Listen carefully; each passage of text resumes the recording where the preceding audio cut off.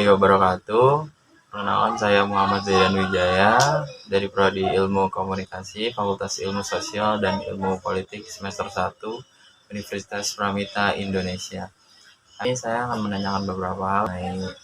Hai, perkenalkan saya Despita Putri, mahasiswa dari Tantri Abeng University Tangerang, Pro Administrasi Bisnis, Fakultas Manajemen dan Kepemimpinan semester 1. Oke, kalau boleh tahu, Chelsea kenapa ngambil jurusan tersebut?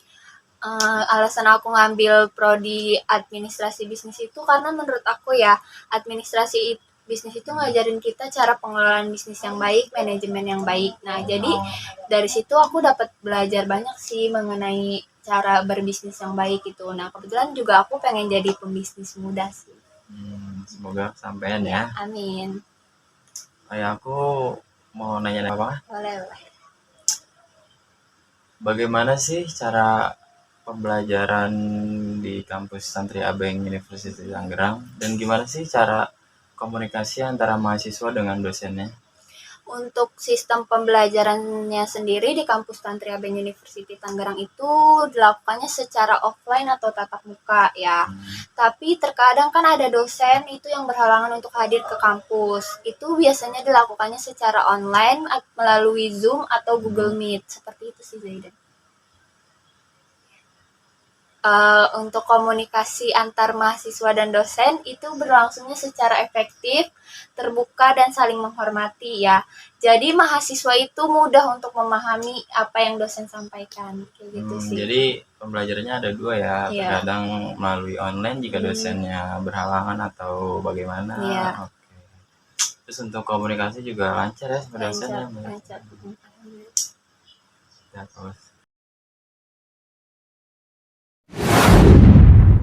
Oke, Chelsea, gimana sih menurut kamu mengenai komunikasi antar mahasiswa dalam menciptakan kerjasama yang efektif di lingkungan kampus? Menurut aku komunikasi antar mahasiswa itu sangat berperan penting ya Zaidan, terutama dalam menyampaikan ide, pendapat, serta pembagian tugas. Nah, dengan komunikasi yang baik kita mahasiswa itu dapat bekerja sama secara efektif, menghindari kesalahpahaman ya, serta mencapai tujuan bersama dalam dalam organisasi dan akademik kayak gitu sih. Berarti menurut kamu komunikasi sangat penting ya? Iya, penting untuk banget. Biar nggak miscommunication Iya, atau. Iya, karena kan di kampus itu kita bukan sendiri-sendiri ya, kita Ya, bersama ada gitu. mahasiswa lain dengan dosen Benar. juga, Ya, kita harus dengan komunikasi dengan orang-orang kampus ya. Benar. Kita harus komunikasi yang baik.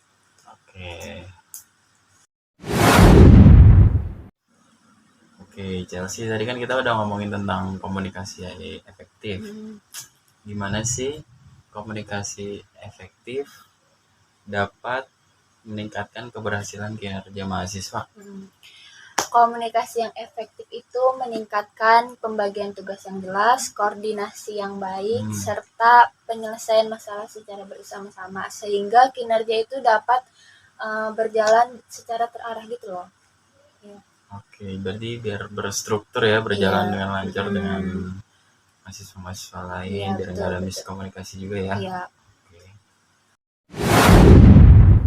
Oke, Chelsea, menurut pendapat pribadi kamu, komunikasi itu penting gak sih? Menurut pendapat pribadi aku ya Zaidan, komunikasi itu sangat penting ya.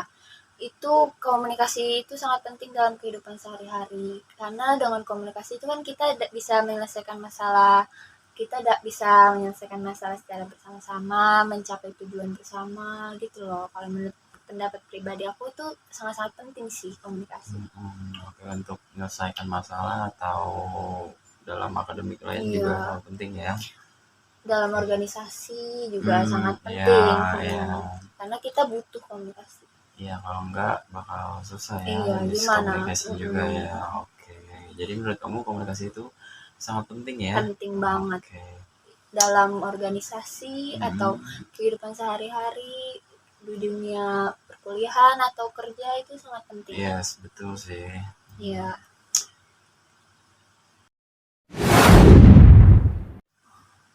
Oke ya, itu saja pembahasan singkat kita ya mengenai pertanyaan tadi. Terima kasih kepada Chelsea yang udah mau meluangkan waktunya buat wawancara ini ya. Sama-sama. Semoga penjelasan tadi dapat bermanfaat bagi kita semua. Sama-sama Zaidan, terima kasih Makasih kembali. banyak Chelsea.